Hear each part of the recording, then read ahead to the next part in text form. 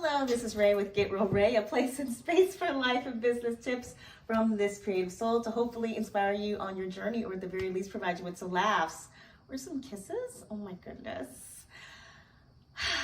So let's get real. Let's get real about the fact that life be lifing, y'all. Life be lifing. So this, I will say that I have successfully completed 1 year doing house sitting. It's all been in the United States. If you want to know about my adventures of trying to go international, then there's definitely another video that I will link to for that. But in terms of doing 1 year on Trusted House Sitters, I've enjoyed myself. I've gotten to meet lots of really cool people and some really lovely pets. Now, I don't know about you, but I just learned that pit bulls are known as the Velcro dog because they are like always on you. And I've sat for pits before. They usually give you some space, or will like slowly, when you're not expecting it, just suddenly sneak up behind you and be like intertwined with you, basically. Like I had this one pit, super sweet. She would wait till I sat down and start working, and then she would climb like over the back of the couch and sneak behind me. She would squeeze her body behind me and then wrap her head on my legs. So that way I could still work, but she was also acting as like some sort of back cushion body pillow. This guy, he is not into the sneak attack. He will follow me every room that I go into. And as soon as I sit down, he just looks at me and sticks his tongue out. He's like, would you like some kisses? If you like kisses, I can give you kisses. Dude, I don't want your kisses. But he's a really, really good dog. And there's another dog here that is not about the kisses. He will wait until I sit down, and then he will just sit next to me. So, I am sitting in a hammock right now. He normally does not bother me in this hammock, but clearly he knows that I'm recording. He's like, I want to be in the video. Okay, you guys. So, I'll do another video on the kind of what I've learned in this year of doing Trusted House Sitter. I would love to say that I've saved all this money, but hasn't happened. Partly because, in case you've seen my other videos, then you probably know that I'm self-employed, and I have been really trying to reduce my dependence on third-party platforms. So with that being said, I recently, like a couple of weeks ago, I was just like, what am I doing?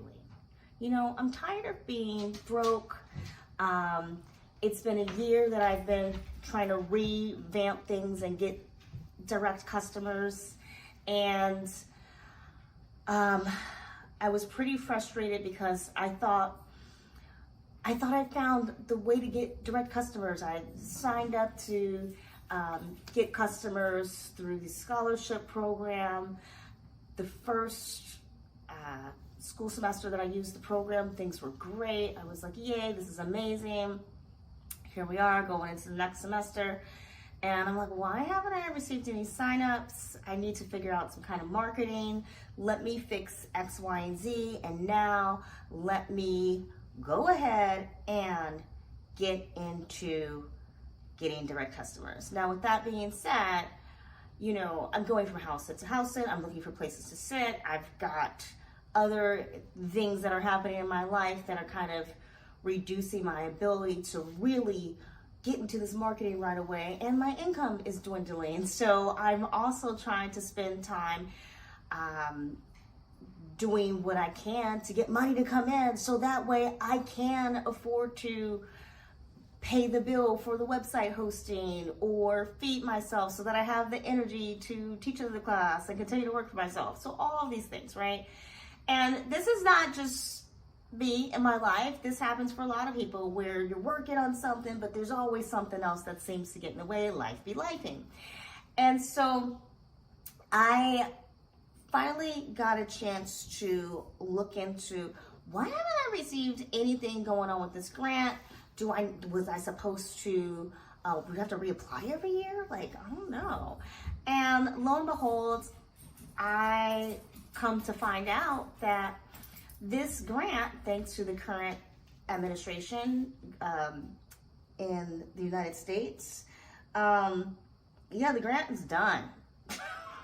It's done. It's done. It was a grant that was put in place due to the pandemic, and so here we are 5 years away from the pandemic, and it's like, yeah, that grant's done. It was just a temporary thing. I was like, dang, that really sucks. Oh, hi, baby.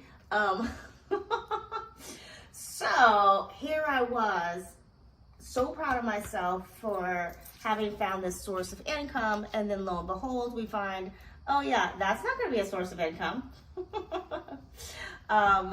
Here this is the thing that I was completely like relying on and being like, this is going to be my saving grace while I complete this transition. Nope, nope, and nope. So that's really frustrating.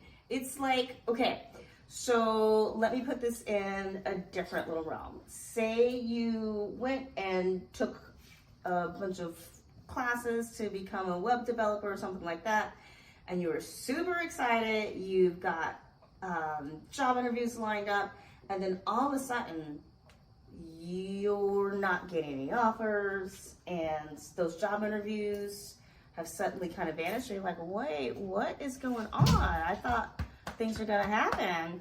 And then you find out, oh yeah, the certification program that you took is no longer a certification as accepted, or no, actually all the companies have a hiring freeze on that exact position right now. So even though you've done everything right, no one's hiring. No one's hiring, right? So anyway, that's kind of like how I felt, like, oh, I did everything right, and yet what I was looking forward to and depending on ain't happening. Okay, so I found myself just like, okay, I don't, there's a difference between being delusional, being optimistic, and just being downright honest with yourself. So I said, hey, honestly, I'm tired of being broke. If this was a friend of mine, I'd be like, at what point are you going to stop dreaming and start thinking about, making some money, right? Just, you want to be able to be more generous, right? Financially more generous. But how can you be financially more generous if you can't even take care of yourself? How can you poo-poo on others who are doing things that you feel are really irresponsible? And yet, what are you doing? You're not, like, if you are the picture of being responsible, then who would want to be like you? I mean, ain't that the truth? Like, oh, I have my own business. I have multiple businesses. You should be like me. Well, you have taxes that you need to pay. You seem to constantly be working to try to organize your time so you can do what you want, or dealing with crazy clients, or dealing with crazy vendors. I don't know, right? So who would want to be like that? Who wants all that drama? I mean, clearly it seems like the better life is to just let someone else pay your bills and, I don't know, be on TikTok all day or something. But lo and behold, I spent a good week sending out job applications. I spent a week just looking at jobs. And then I spent about a week sending out applications. Or maybe that was all the same week and it just felt like an eternity. I don't know. Anyway, I sent out some job applications and I said, look, I don't want to go back to the type of work I did before. I think that's why my soul is so sad and why I'm like, keep putting this off. I don't want to do that kind of work anymore. So let me just try taking all of the skills that I have and looking for jobs that would match what I like doing and the salary that I think I should be able to get for this, and just apply. You're right. Just because I don't have a degree in this skill, I have the experience. Maybe somebody wants me, maybe. So oh my gosh, applying for jobs is so crazy because you have to keep editing your resume to perfectly fit each job description. Like, this is so stupid. But it is the deal. So I sent out some resumes. I was really excited. And I only got one response that said the position has been filled. But never heard back from anybody else. But I don't even know how many resumes I sent out.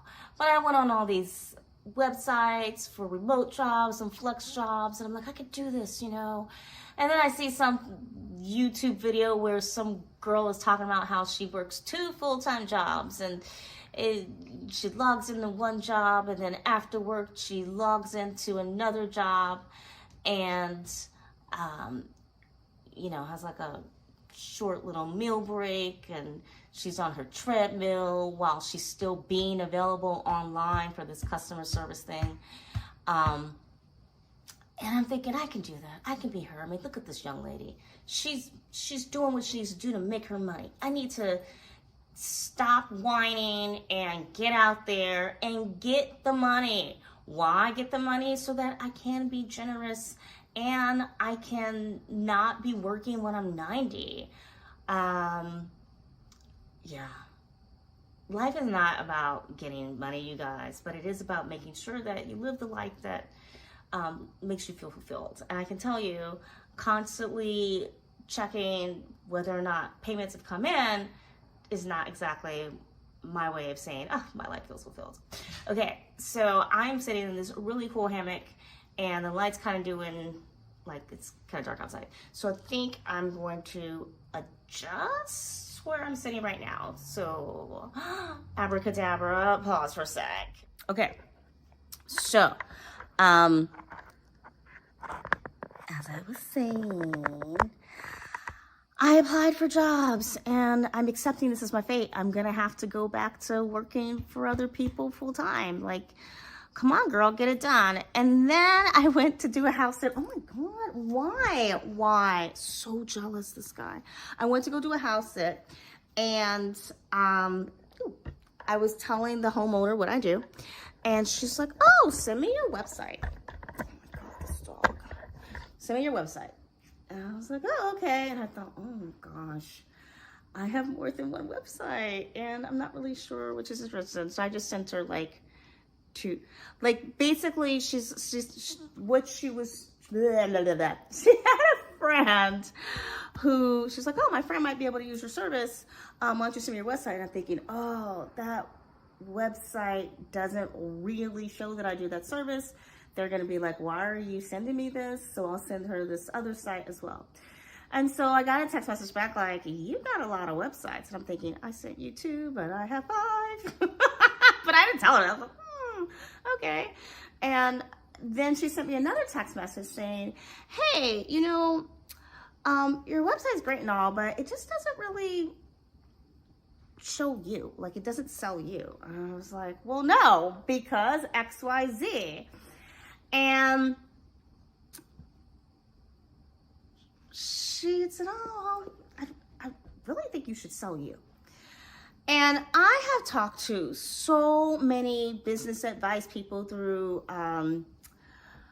organizations like SCORE, and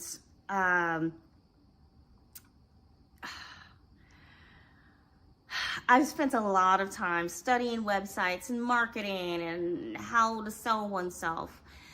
And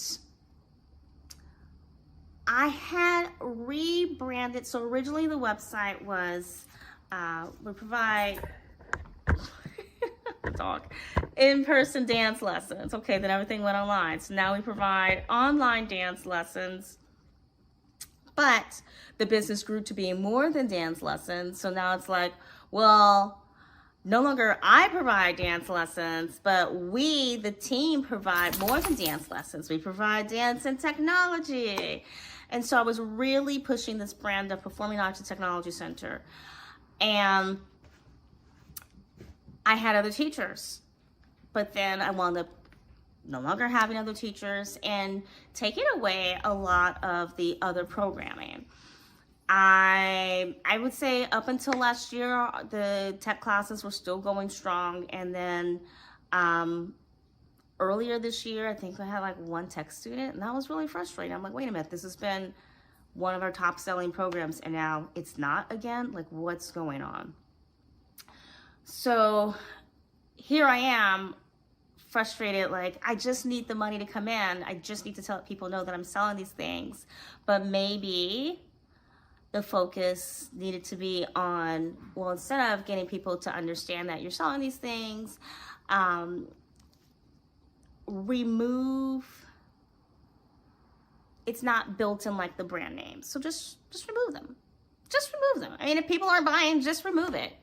And really shine a light on what the original product was and see if you can take all the other stuff, because it's back to just you. So take all the other stuff and put that under a different brand. So instead of it being, because, so my business name is, one of my businesses is Choreography by Ray. So instead of someone coming to Choreography by Ray and being like, oh, Choreography by Ray is a Performing Arts and Technology Center, yay! They could go, oh, Choreography by Ray does choreography, cool. And oh, what's this other site over here? Like this completely other website, other identity. Oh, Miss Ray's class. Oh, okay. Miss Ray offers all these cool classes. Oh, I've heard of Miss Ray. So selling me and not what I do or what I offer. And I thought, oh, why did I have this light bulb moment before? Because Choreography by Ray had, gosh, maybe 10-year history, a 10-year history, online history. And I don't want to just throw that out the window. And so I really had been struggling to figure out, how do I let people know we do these cool things, but not lose the history and the awards and the recognition that we've had. So anyway, this lady was like, sell yourself. And that was very freeing. She also showed me the website of a guy that she thinks is like the bee's knees. Don't you love that old timey saying, the bee's knees? I'm gonna bring that back, okay? You guys in your skibbity or whatever, I don't understand what that means. But the bee's knees, oh yes, that is the new slang. I'm gonna be using this 1920s slang in every video I do for the rest of the month. Thank goodness the month is almost over. Okay, so she shows me the guy's website, and I thought, oh, that's interesting, because he's definitely selling himself, and his name is the URL. And, you know, I was immediately like, can I get my name as a URL? But no, my name's already taken, right? If I want my name, I have to pay like $4,000 for it. Not happening. But it did allow me to solve a different issue, which was, I didn't want to rely so much on kids programming, and I also wanted to go back to working with adults as well. And so, yeah, I've spent the past few weeks rebranding. Now, at the time I thought, oh, she's giving me this kernel, like a popcorn kernel, and then you pop it, and then all this beautiful popcorn fills the pan. Or it's a seed, and you put it in the garden, and then the flower blooms, and then it drops sunflower seeds everywhere, and then the water, and then all the sunflowers are growing. You have a sunflower field. I know gardening. Okay, so she'd given me this idea, and it just clicked. Maybe I'd had the idea before and it didn't click. All right, if you are also an artistic person, then you might feel, as I do, that sometimes you can look at the same thing over and over and it just doesn't click. And then one day you'll be like, oh my gosh, I know what this painting needs, or I know what this dance needs, or this song needs. It just happens. You're like, Oh, of course. And all of the energy flows, and it's so beautiful. And AI cannot recreate and replicate that kind of creativity. I don't care how many AI movies or photos, paintings, whatever you come up with, it cannot recreate that very special aha moment. And so, yeah, they went on their sailboat. I sat in their house with their cats, and I'm editing my website, and I was so happy. And then maybe like a week or so later, I said to her, oh, you want to see my website? I was so happy. I was so proud of myself. Like, you want to see it? And she's like, oh, I'll see what you're done. Like, no, it's almost done. You got to check it out. I was like, let me impress this woman by how much I've done since she's been gone. What am I thinking? And she's like, oh, this is so much better. There's some typos. And my brain is going, how are you talking to me about typos? Do you know? Do you know what I've had to do? I was like, yeah, it's not finished. Okay, so here we are, at least another 2 weeks out from that last time that I saw her, and I'm still not finished. I thought I was almost done when I showed her the site, and I was doing quality assurance today, so I was checking the home page and how does it look first impression? How does it look on a laptop versus a smartphone? Are the links going to the correct places? Is the text easy to read? And as I'm going through this, and I'm checking off my list, going, oh my gosh, I'm almost done. Then I remind myself, no, I'm not almost done. It's probably gonna take me another week. Why? Because even though someone can very easily say to you, oh, you should rebrand, that'll solve all your problems, people don't really understand what it means, what it takes to rebrand, especially if you have a existence being known for one thing, something. Now, think of the actor who has always played nerdy roles, and then he's spending all summer getting the muscle so that he can go and try out for that superhero role or the action movie role, right? It's gonna take a lot for people to look at him and be like, okay, you're bulky, but you're gonna save the world? I don't know about that. So that actor has to do more than just pack on the pounds. And also packing on the muscle takes time. So what did I have to do to rebrand? Well, the first thing I had to do was create a new logo. Because the logo I had represented fun, kids, and that's not my new brand. So I needed a new logo. And then with this new logo, I had to think, well, what colors go with that idea, this new identity that I have? If it's not fun and kids, and I want to be a little bit more serious, well, what colors go with that? Now I have to figure out, well, I've got my new logo, how can I put these colors into the website? And where on my website do I have pictures of kids, fun, what we're selling? And get rid of that. And now I'm selling me, so I have to put pictures of me.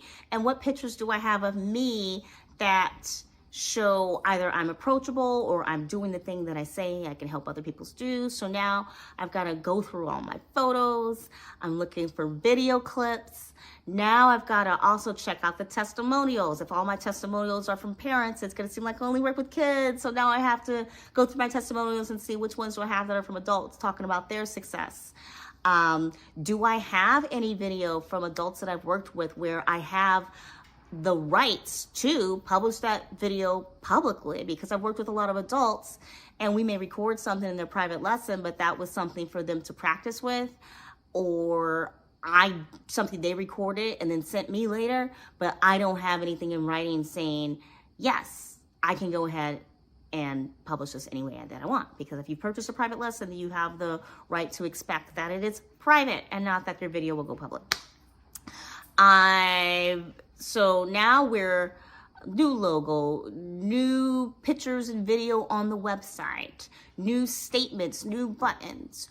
Got to remove from the website all of the other products that have nothing to do with this new brand identity.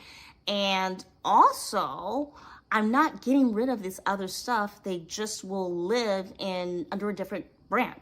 So now I've also got to think, well, what am I calling this other brand?